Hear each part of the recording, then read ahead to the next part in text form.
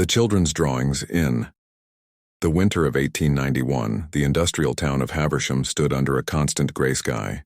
The air was thick with smoke from the iron foundries, and the streets trembled day and night with the rumble of factory machines. Men worked until their backs broke. Women washed soot from windows that never stayed clean. And children, small and pale, trudged through the fog to the local parish school, their faces hidden behind scarves. The town's pride was the Rutherford Textile Mill, the largest employer in Haversham. It had stood for 40 years, its tall chimney a symbol of progress. But to the people who worked inside, the mill felt alive, as if it breathed with them, moaned with them, and sometimes screamed. In early February, something strange began at the St. Agnes Parish School. Miss Eleanor Briggs, the schoolteacher, noticed that her students were restless. They would stare out the windows toward the distant factory and draw in silence. Not their usual childish sketches of houses and pets, but dark scenes filled with fire, smoke, and twisted metal. At first, Miss Briggs thought it was their imagination. The children had parents who worked in the mills, and stories of accidents were common. But then she saw something that made her heart tighten. Little Tommy Alder, age 9, had drawn a picture of the weaving hall. In the picture, one of the machines had caught fire, and a man was trapped beneath a fallen beam. The detail was unsettling, every bolt, every gear drawn with uncanny accuracy. 2 days later, a small fire broke out in the weaving hall. A worker named Henry Coates was pinned under a beam when the roof section collapsed. He died before help arrived. When the news spread, Miss Briggs felt a cold wave of fear. Tommy had drawn the accident before it happened. She dismissed it as coincidence. But the following week, another child, Mary Bell, drew a picture of the dye room. Red water poured across the floor, and a woman lay motionless in the flood. That same Friday, a dye pipe burst at Rutherford Mill, spilling boiling liquid across the floor. A young worker, Martha Dunn, was badly burned and died that night. The town whispered. Parents told their children not to draw such things. But the drawings continued. Each one came days before another accident. The children didn't seem aware of what they were predicting. When asked, they said they just drew what the man in the smoke showed them. Miss Briggs asked what they meant. The children spoke of a tall figure they saw when they looked out the window toward the mill.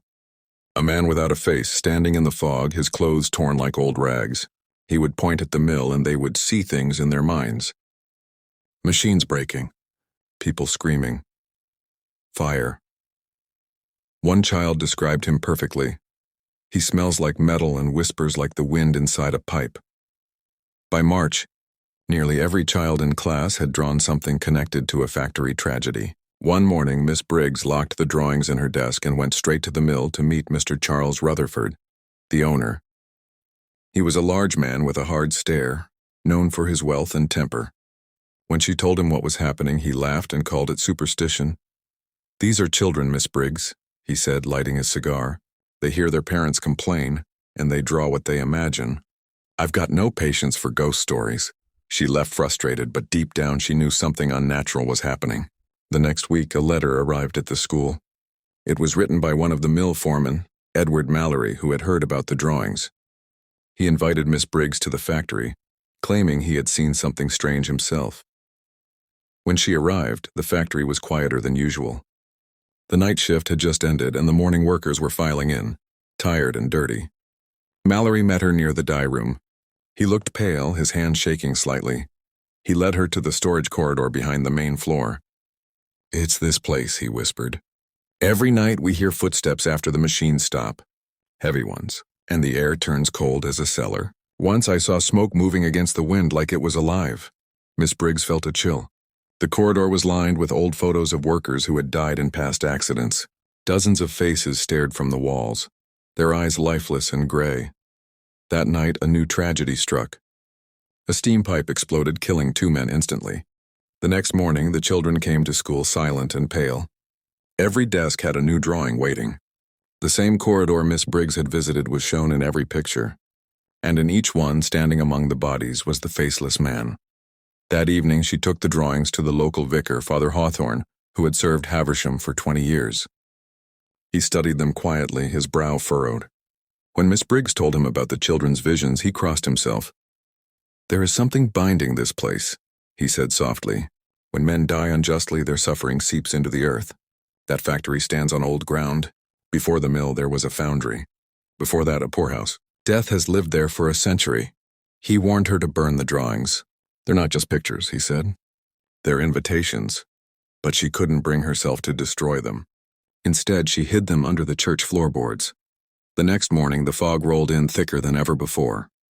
The mill's tall chimney disappeared into the gray.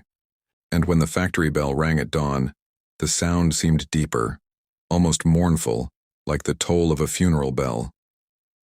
That day, something began moving in the town, something unseen but felt by all. Workers spoke of strange noises. Children woke screaming from dreams of fire, and Miss Briggs noticed one more thing. The smoke from the mill no longer rose straight into the sky. It curled and twisted, forming faint shapes like figures trapped inside. Waving for help, the man in the smoke had come closer. By mid-March of 1891, the people of Haversham no longer spoke of the children's drawings aloud, but everyone thought about them. The workers crossed themselves before entering the mill. Mothers watched the chimney with dread, waiting for the next cloud of black smoke that meant another accident. Miss Eleanor Briggs tried to continue teaching, but the children were no longer the same. They whispered among themselves during lessons, staring at corners of the room as if they saw someone standing there. When she asked what they were looking at, they said, "The smoke man is near again." One morning, Tommy Alder, the first child to predict a death, refused to come inside. He stood in the yard, trembling, and told her, "He's angry. Miss, he doesn't want to wait anymore." His voice shook, and his eyes darted toward the direction of the Rutherford Mill, which loomed beyond the trees. That same afternoon, as the class drew their daily sketches, something strange happened. The air inside the classroom grew cold. The lamps flickered. Then, one by one, every child began to draw the same thing. A dark figure standing over the factory, his hands stretched wide, smoke curling from his fingers. Miss Briggs stepped back, her pulse racing. The children drew quickly, almost mechanically, as though their hands were being guided by something unseen. When it ended, they sat silently, eyes glazed. She gathered the drawings and locked them away again. At sunset, the mill whistle blew sharply, 3 short blasts instead of the usual 2. That was the signal for an accident. When she ran outside, the fog was so thick she could barely see the road. Bells rang through town. People shouted near the mill. Later that night, she learned that the north boiler had exploded, killing 4 men instantly and injuring several others. Father Hawthorne came to her home after hearing the news. He looked tired, his eyes heavy with concern. "You must destroy those drawings," he said again. "Every time they appear, death follows. The longer you keep them, the more power you give that thing." Miss Briggs nodded but did not act. Part of her couldn't accept that children's art could cause death. But deep down she was afraid that burning them might make things worse. That night she woke to a faint noise, paper rustling. She lit her lamp and saw that the locked drawer where she had hidden the drawings was slightly open. Inside, the papers were moving, fluttering as though breathing. She slammed the drawer shut. But when she turned to the window, she froze. Through the fog, across the fields, she could see the tall outline of the Rutherford Mill. The chimney poured thick, black smoke into the sky. Yet in the smoke she saw something forming, a human shape long and twisted as though the fog itself had turned to flesh. A faceless head, a body without color, the smoke man. The next morning she went to see Edward Mallory, the mill foreman who had first told her about the strange happenings. He met her near the gates, his expression grave. "You've seen him too, haven't you?" he said quietly. She hesitated, then nodded. Mallory told her that since the explosion, workers had begun refusing the night shift. They heard footsteps echoing along empty corridors. One man claimed that tools moved on their own.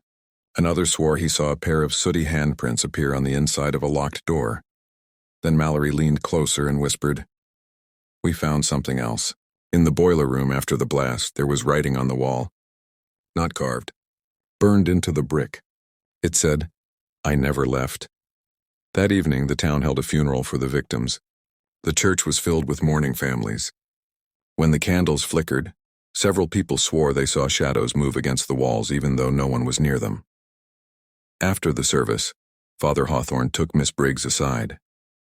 "I believe this spirit is not new," he said. It may be one of the first workers, someone who died when the mill was built. Perhaps wronged, forgotten, trapped in that place of suffering. He revealed something she didn't know. Decades earlier, when the Rutherford Mill was under construction, a group of laborers went missing after a partial collapse of the foundation tunnel. Their bodies were never recovered. Rumor said the owners buried the evidence under fresh concrete to avoid paying compensation. Miss Briggs felt her chest tighten. "And you think this entity is one of them?" The priest sighed. "Or all of them." Their anger might have merged into one presence. The smoke man could be the voice of every soul lost beneath that factory. Days passed, but the town did not calm. More accidents followed. Small fires, injuries, unexplained breakdowns. The children drew each one before it happened. And now some of the adults began to see him too. Late one night, a worker named Samuel Prentice stumbled into the tavern, shaking. He claimed that while cleaning the dye vats, he saw a figure rise from the smoke. It had no face, just a black void. It pointed at him, then vanished. He quit his job the next day and left town. By the end of the month, the mill had lost half its staff. But Charles Rutherford, the owner, refused to stop operations. "Fear is for the weak," he said in a public statement. "Haversham stands because of this mill. No ghost will take that away." Miss Briggs, desperate for answers, returned to the school late one night. She wanted to burn the drawings as Father Hawthorne had advised. But when she opened the drawer, they were gone. In their place lay a single new sheet. It showed the Rutherford Mill engulfed in flames with hundreds of tiny figures running. Above the smoke towered the dark man, his hands reaching down toward the building. In the corner, a small note was scrawled in a child's handwriting. "Tomorrow he comes." Miss Briggs rushed to the church to find the priest, but the doors were locked. She banged until her hands hurt, shouting his name. When he finally appeared, his face was pale as chalk. He said, "The fog's wrong tonight. It's coming from the direction of the mill." They walked together toward the factory hill. The fog grew thicker, carrying a smell like burnt metal and ash. The streets were silent. No workers. No sound of machinery. Only the slow groan of the wind through broken pipes. When they reached the gates, they saw shapes moving in the mist, faint silhouettes that looked like men. But when the fog shifted, they vanished. And then, from deep inside the factory came the low sound of a bell. Not the usual shift bell, but slower, heavier, one toll. Then another, Father Hawthorne whispered. "No one should be inside. The machines are off." But Miss Briggs heard something else under the sound of the bell. Voices. Dozens of them chanting in a rhythm like the hiss of steam. And in that moment she realized what the children had been seeing was not just a ghost, but a warning.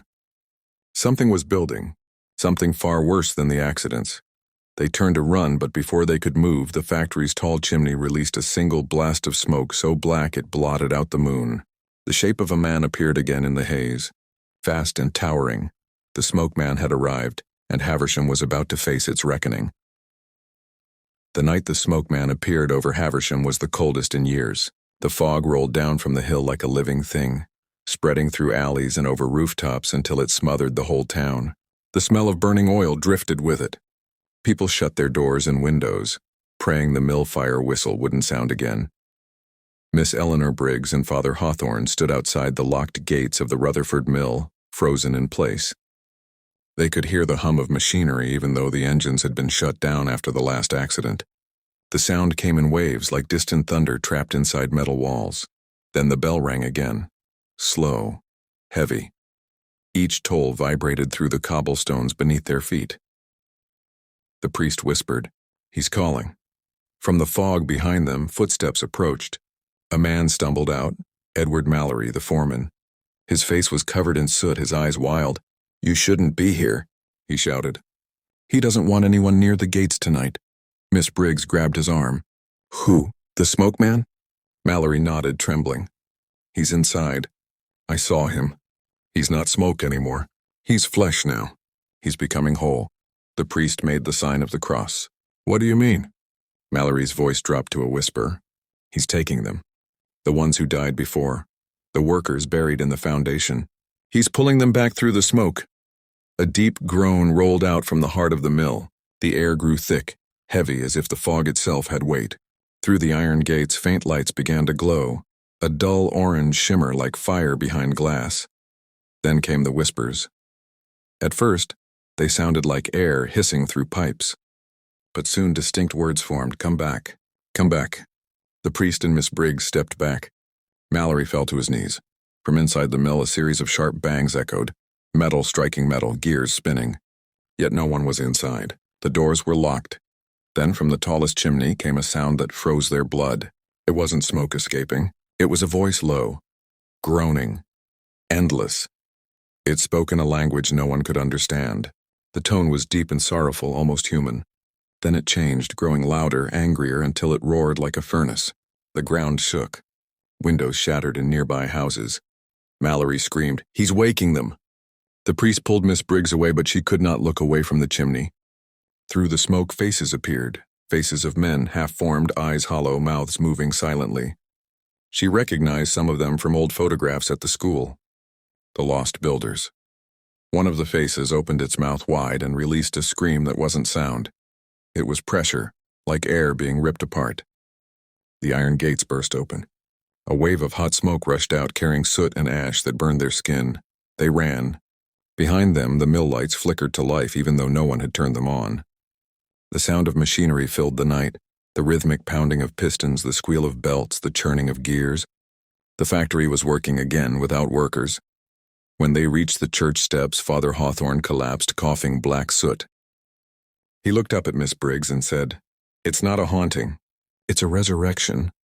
She stared at him, confused. He continued, "Those buried souls, he's gathering them. The smoke man feeds on suffering. Each tragedy made him stronger. Now he wants all of them back." That night the town could not sleep. Lights flickered. Horses refused to move. The fog pressed against windows like hands searching for a way inside. By dawn, a thick layer of soot had settled over Haversham. When the sun rose, the entire town was gray. The factory gates stood open. No birds sang. Miss Briggs and the priest returned to the site. Inside, the machines were running by themselves. Gears turned. Belts spun. Steam hissed. But not a single human was there. The heat was unbearable. Then they saw it. On the main wall above the machinery, a black handprint burned into the brick. Around it, words had appeared again, written in ash, "Work shall not end." The priest muttered a prayer, but his voice shook. "This place isn't cursed by ghosts. It's enslaved by memory." They found Mallory near the main boiler room, sitting on the floor, staring blankly at the wall. His skin was pale, his eyes empty. When Miss Briggs touched his shoulder, he whispered, "They're still working. Even after death. He won't let them stop." They dragged him out, and he fainted in the yard. Later, as they sat in silence, the priest said, "We need to end it. The Foundation holds the key. If we can uncover where they were buried, maybe we can free them." Miss Briggs nodded. "But how?" "The owners will never allow it." "I don't need permission," he said grimly. "Only a shovel and a prayer." That night, they gathered lanterns and returned to the millyard. Mallory, still trembling, came with them. They followed the old plans of the building, heading to the corner where the first tunnel collapse had happened decades earlier. The earth there was uneven, cracked by time. They began to dig. Hours passed. The fog thickened again. The ground was damp and smelled of rust. Then Mallory's shovel hit something hard. He cleared the dirt and gasped. A human skull stared up at them, blackened with soot, jaw frozen in a silent scream. Before they could move, the ground beneath them trembled. A hiss rose from the hole, hot and foul. The priest dropped his lantern. It shattered, spilling oil. The flame flared. And then, out of the hole, came a rush of smoke, twisting upward like a living thing. It formed into a figure right before their eyes, the same towering shape from the children's drawings. The smoke man. His face was blank yet alive, his body shifting between ash and fire. The priest shouted, "Go back! You are free now!" The night dragged on in silence. Only the sound of the wind brushing against the old house walls broke through the stillness. Maya sat in the living room, the children asleep upstairs, their small breaths faint but steady. The fire had burned low, giving off a dim orange light that danced across the floor. She didn't dare let it go out. Every time the flames weakened, shadows in the corners seemed to stretch closer. Maya's eyes burned from lack of sleep. She kept staring at the children's drawings pinned to the wall. The one that started it all was still there, the drawing of the man made of smoke. But now the figure seemed darker, its shape more defined than before. She could almost see its eyes. Her mind tried to dismiss it. "It's just the light," she whispered. But deep inside she knew it wasn't. At exactly 3:07 a.m. the wind stopped. Complete silence. Not even the creak of the old wooden beams. Then came the knock. 3 slow, deliberate knocks at the front door. Maya's heart slammed against her chest. She stood frozen, unable to breathe. The children stirred upstairs, one of them letting out a soft whimper. The knock came again, louder this time. Maya. Her blood turned cold. The voice was soft, low, and distant, but it spoke her name. It wasn't possible. No one knew where they had moved. No one should be outside at this hour. She reached for the fire poker beside the hearth and took a cautious step toward the door. "Maya, it's cold outside." The voice was closer now, right at the threshold, male, slow, and heavy like smoke itself. Her shaking hand touched the doorknob. She wanted to scream, but the air felt thick, pressing down on her chest. She whispered, "Leave us alone." No reply, only the sound of breathing on the other side. Then, from upstairs, "Mommy." It was Lily. Maya turned just in time to see a shadow drift across the hallway upstairs, tall, slender, bending unnaturally as it moved toward the children's room. She ran. The fire poker clanged as she dropped it on the stairs. The hallway felt endless. The light bulbs flickered. The walls pulsed with faint gray smoke that seemed to come alive. When she reached the children's room, both kids were sitting up in bed, staring at the window. The curtains billowed though the window was closed. "He's here," Ben whispered. "He said tomorrow." Maya rushed to them, pulling them close. "Don't look at him," she said. "Keep your eyes on me." A voice, deep and crackling, filled the room. "You kept your promise, Maya, you stayed." The smoke gathered near the ceiling, forming a human outline. Eyes of glowing ash stared down at them. The temperature dropped. The walls began to groan. "I didn't call you," Maya said through trembling lips. "You don't belong here." The smoke man's grin widened. "You drew me first. You believed." The children started crying. Lily buried her face into Maya's chest while Ben pointed at the corner. "Mom, his picture changed again." Maya looked. The drawing on the wall, Ben's latest one, had shifted. The smoke man was no longer outside. He was inside the house, standing right behind them. The room began to twist. Furniture vibrated. Smoke poured from the cracks in the floorboards. Maya screamed, "Stop!" and reached for the drawing. In a sudden burst of desperation, she tore it off the wall and threw it into the fire, burning in the small stove corner. The paper curled, blackened, and turned to ash. The smoke shrieked. The figure's form began to break apart, scattering into fragments that darted across the room like dark insects. The children covered their ears as the walls shook violently, and then it was over. The room fell silent. The air was heavy with soot. Maya's hands trembled as she held the children. "It's gone," she whispered. "It's over." But as the first light of dawn touched the window, something caught her eye. On the floor near the bed lay a piece of charred paper. Not completely burned. She picked it up. There, drawn in black ash, was a new picture. The smoke man standing outside the house again. But this time he wasn't alone. 3 figures stood beside him, Maya and the 2 children. Underneath, written in uneven handwriting, were the words, "Tomorrow." Maya's breath caught. She tore the paper apart and threw it into the fireplace again, watching it burn completely this time. But even as she did, she knew it wouldn't matter.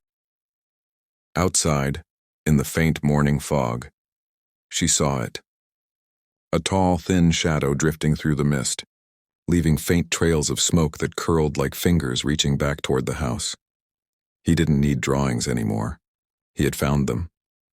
The next morning, the neighbors noticed something strange, smoke rising from Maya's chimney even though the fire had long gone out. The children's laughter faintly echoing from inside, though no one answered the door. The police came later that day.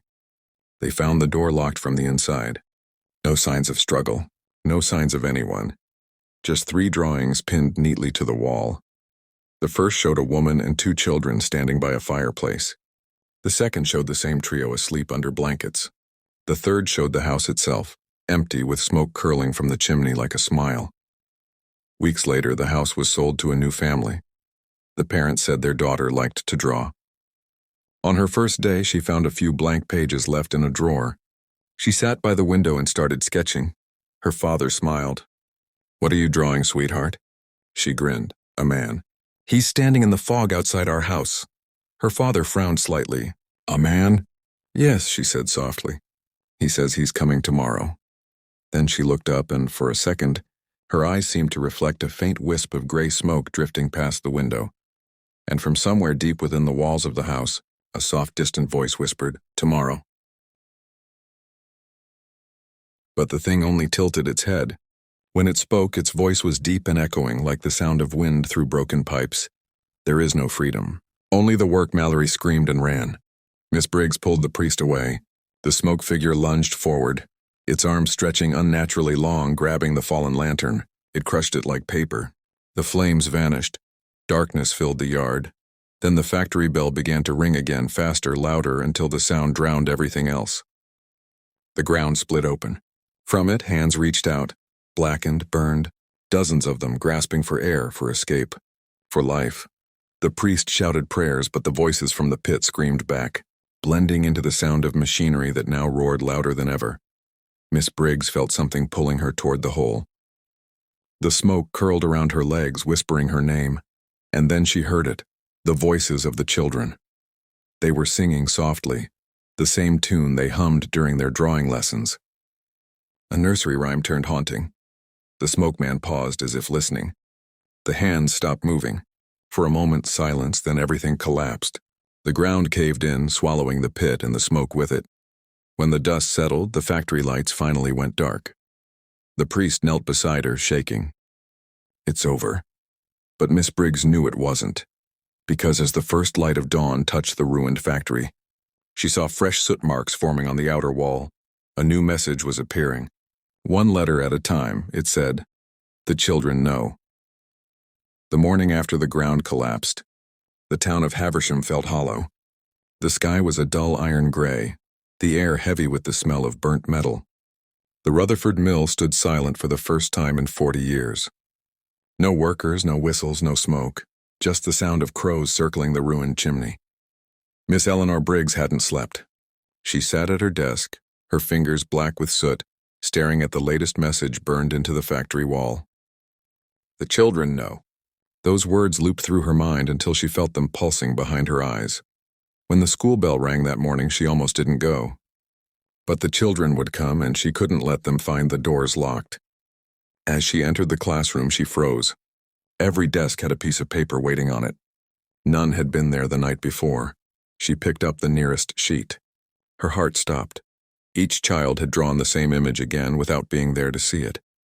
The collapsed ground, the smoke man rising, the priest and her standing nearby, even the broken lanterns. Every detail matched what had happened the previous night. And in the corner of every drawing, written in shaky, childish letters, was the same word. "Tomorrow." Miss Briggs backed away from the desk. The door creaked open. The children entered quietly, their faces pale, eyes hollow. No laughter, no chatter. She tried to speak. "Children, who told you to draw these?" Silence. Then Tommy Alder said softly, "He did. The man in the smoke. He says it isn't done." "Done?" she whispered. "He says the town forgot them," Tommy continued. "He says we have to help him remember." Before she could ask more, the bell outside tolled once. Strange, since the mill was no longer running. The sound echoed through the classroom, making the glass panes tremble. Several of the children covered their ears. Miss Briggs ran to the window. The fog had returned, thicker than ever, rolling down from the factory hill. Father Hawthorne appeared at the door, his clothes covered in ash, his hands trembling. "We need to get them out of town," he said. "Now. All of them." She gathered the children, her voice shaking. "We're going to the church. Stay close, don't run." They walked through the streets in silence. The fog grew denser with every step. At times, she could barely see the child walking in front of her. Somewhere in the mist, machinery began to hum again, the rhythmic groan of the mill engines. The priest muttered prayers under his breath. "It's impossible," he whispered. "The boilers are destroyed, the belt's cut. How can it run?" From within the fog, a shadow moved.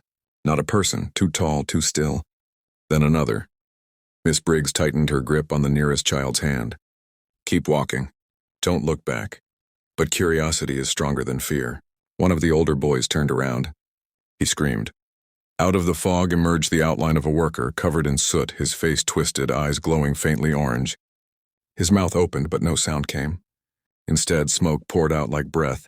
The priest stepped forward, holding up his crucifix. In God's name, rest now. The figure shuddered, its body breaking apart into ash that scattered in the air. The children began to cry. They ran the rest of the way to the church. Inside, the air was cold, but the fog didn't enter. The heavy oak doors held it back. The priest closed them and barred them shut. Miss Briggs tried to calm the children, but they were whispering among themselves. He said, "We can't hide," one murmured. He said the church is his too. The priest turned sharply. Who said that? The man in the smoke, the child answered. He was in our dreams last night. He told us he used to pray here before the fire. Miss Briggs stared at the priest. Before the fire? Father Hawthorne looked stricken. No one remembers that. It was long before our time. He hurried to the back of the church, rummaging through old records.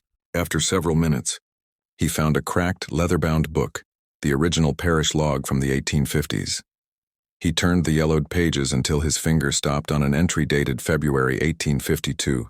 It read, "Construction at the Rutherford Mill halted after the death of foreman William Kane, burned alive in the furnace collapse.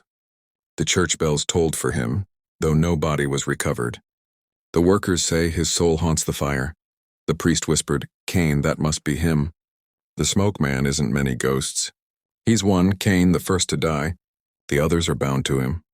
Miss Briggs asked, "Then what does he want from the children?" The priest sighed. "He wants what every ghost wants. To be remembered. To finish his work." Thunder rolled outside. The church windows rattled. The fog pressed harder against the glass until faint handprints appeared, black and oily. Then the bells began to toll on their own. Not the mill bell this time. The church bell, 1 strike, 2, 3. The sound grew louder, metallic, uneven, as if something inside the tower was pulling the rope with inhuman force. The priest shouted, "Stay here!" and ran up the spiral staircase. Miss Briggs kept the children close, whispering prayers. But when she looked around, she realized Tommy Alder was gone. Panic shot through her. She ran toward the side door, calling his name. The door creaked open, and the fog slipped in like smoke from a fire. Through the haze, she saw him, standing halfway down the road, facing the factory hill. His arms were outstretched, his small figure barely visible in the mist. She screamed for him to come back, but he didn't move. Then she saw why. A massive figure stood before him, its body made of churning smoke, eyes glowing faintly from within. The smoke man. He leaned down as if listening to the boy. Then with one long finger, he touched Tommy's forehead. In that instant, the boy's body went limp. The fog swallowed him whole. Miss Briggs fell to her knees, sobbing. From the church tower above, Father Hawthorne shouted, "Eleanor!" The bell, it's not tied to rope, it's tied to him. The sound, it's his voice. Then a sharp crack echoed through the air. The bell tower split. The bell came crashing down, smashing into the floor below. The sound was deafening. The shock threw Miss Briggs back against the wall. When the dust cleared, she saw the priest lying motionless beneath the rubble. She crawled toward him, but he didn't move. His hand was still clutching the crucifix. Outside, the mill began to roar again. The chimney glowed orange, fire bursting through cracks in the brick. The sound of machinery filled the air louder than ever, and then she heard the children behind her whispering in unison. "He's calling us. We have to go." "No," she cried. "Stay here." But they were already walking toward the door, eyes blank, faces calm as if in a trance. The fog welcomed them. One by one, they vanished into it. When the last child disappeared, the church grew silent. Only Miss Briggs remained, kneeling beside the fallen priest, the fog licking at the doorway. She whispered through tears, "Please, don't take them." A voice answered, soft, almost kind. "They were mine long before you came." The air turned hot. The candles flared and went out. Outside, the chimney released a column of smoke that formed the shape of hundreds of hands reaching toward the sky. And from deep inside the fog, faint laughter echoed, the laughter of children, mixed with the hum of machines. The mill was alive again. Miss Briggs covered her ears, but the sound filled her mind, searing her thoughts. She ran from the church, stumbling through the dark streets toward the factory hill. The closer she came, the louder the children's voices grew, chanting the same words over and over. Tomorrow, tomorrow, tomorrow. The factory gate stood open, glowing red from within. Miss Briggs took one last breath and stepped inside. The doors slammed shut behind her,